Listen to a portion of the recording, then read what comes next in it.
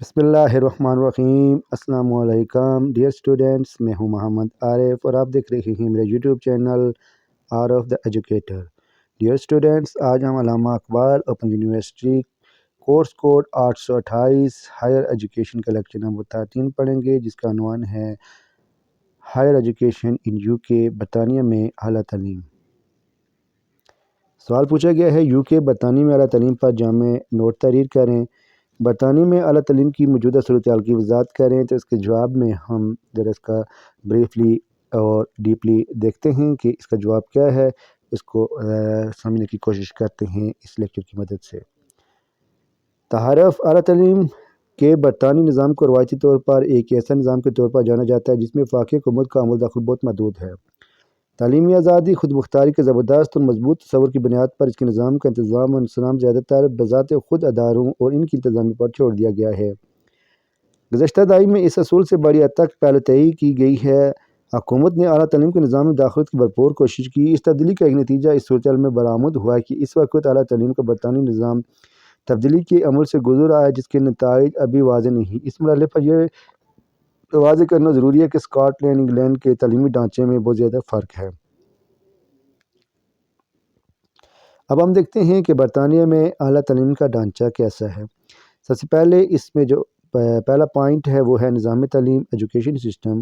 برطانوی نظام تعلیم کے تحت برطانوی بچے 5 سال کی عمر میں لازمی پرائمری تعلیم کے لیے اسکول میں داخل ہوتے ہیں۔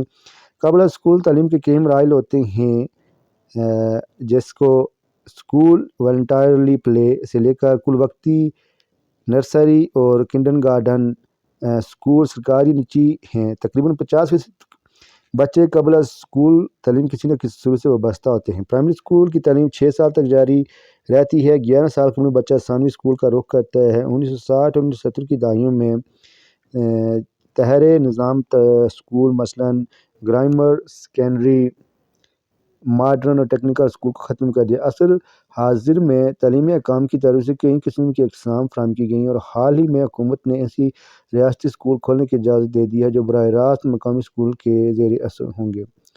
لازمی تعلیم کا اختتام 16 برس کی عمر میں ہوتا ہے اور اس کے بعد اکثر سیکنڈری اسکول چھٹی قسم کی تعلیم مہیا کرتے ہیں۔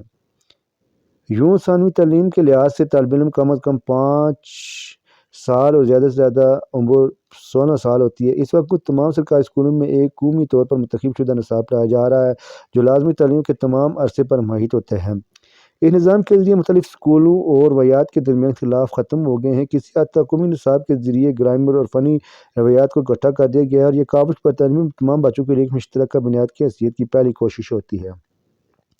اس نظام کے ساتھ ساتھ نجی شعبہ تعلیم میں موجود جس قسم کی تعلیم حاصل کرنے کے لیے فیس کی ادائیگی ضروری ہے، یہ کہ اسکول حجم، شہرت اور تعلیمی معیار کے اعتبار سے بڑے ہوتے ہیں، لیکن عمومی طور پر وہ روایتی گرامر اسکول کی شکل میں ہوتے ہیں۔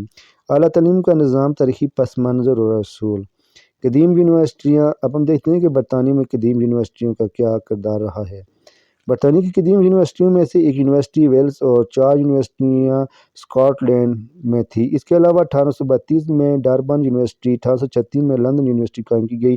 ابتدائی طور پر یونیورسٹیوں کے ساتھ ملحقہ کالج بھی قائم کیے گئے، لیکن بعد میں انہیں یونیورسٹی کا درجہ دے دیا گیا۔ مزید برآں برطانیہ کی آکسفورڈ اور کیمبرج 2 یونیورسٹیاں میں جو 19 صدی کے آغاز میں قائم ہوئی۔ 19 صدی میں قائم شدہ برسل یونیورسٹی، لیورپول یونیورسٹی اور برمنگھم یونیورسٹی، لیڈ یونیورسٹی اور وغیرہ وغیرہ۔ اعلیٰ تعلیمی نظام کی بڑھتی ہوئی طلب۔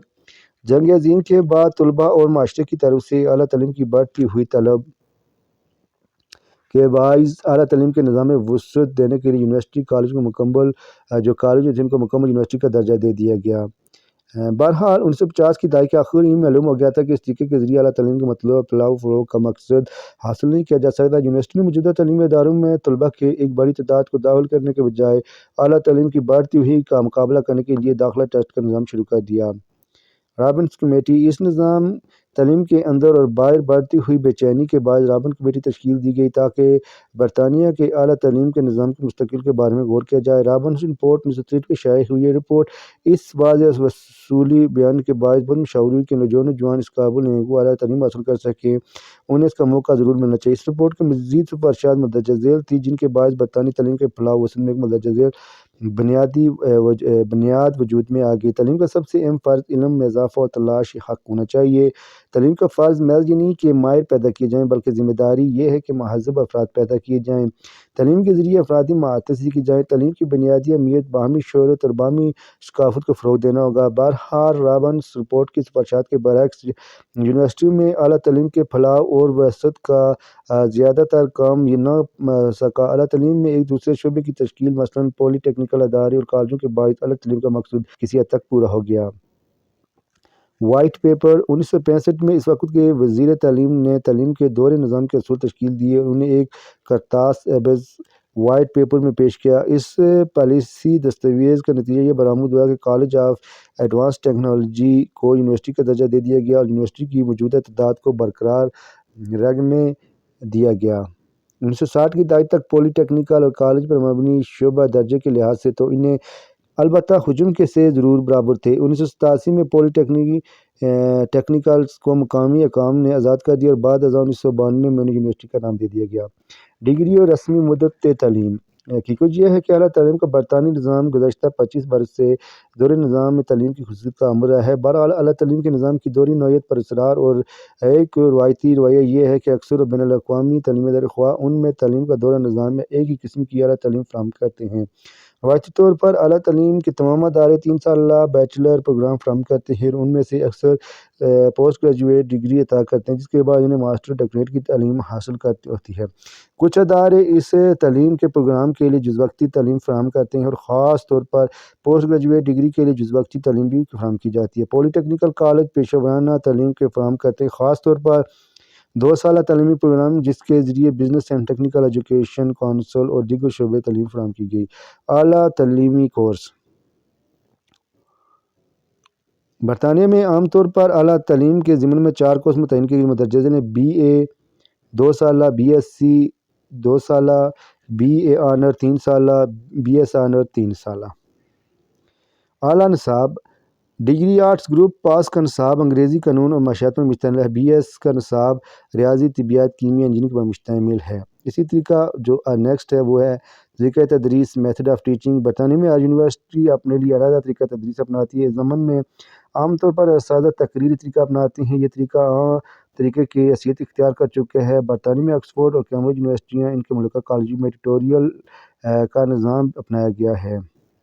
مخصوص شعبے۔ برطانوی یونیورسٹی میں درجہ ذیل مضمون میں خاص مہارت حاصل کر لی ہے، جس میں یہ جو مخصوص شعبے ہیں یہ مندرجہ ذیل ہیں، جس میں ہے تعلیم post certificate in education, certificate in education C T N good of London institution, یہ بیچلر آف ایجوکیشن، قانون، bachelor of law L L B, bachelor of medicine, bachelor of surgery, business, master of business administration, نفسیات، psychological, clinical psychology. تعلیمی اخراجات۔ تعلیمی سال 2011-12 میں اکثر under graduate نے وہ فیسیں ادا کی جن سے زیادہ 3376 پاؤنڈ سالانہ تھی۔ یہ فیسیں گریجویشن کے بعد واجب الادا ہیں، بشرط یہ ہے کہ آمدن کی ایک مخصوص شرح حاصل ہو۔ حکومتی زیر غریب طلباء کے لیے فیسیں ادا کی جاتی ہیں، انہیں قرضے کی فراہمی کیے جاتے ہیں۔ جو گریجویشن تعلیمی سال 2012-13 کے لیے داخل ہوئے وہ زیادہ سے زیادہ 9000 پاؤنڈ سالانہ فیس ادا کریں، جبکہ اکثر یونیورسٹی 6000 سالانہ پاؤنڈ وصول کرتی ہیں۔ تو ڈیئر اسٹوڈنٹ، یہ تھا آج کا ہمارا لیکچر جو اختتام پذیر ہوا۔ السلام علیکم، خدا حافظ۔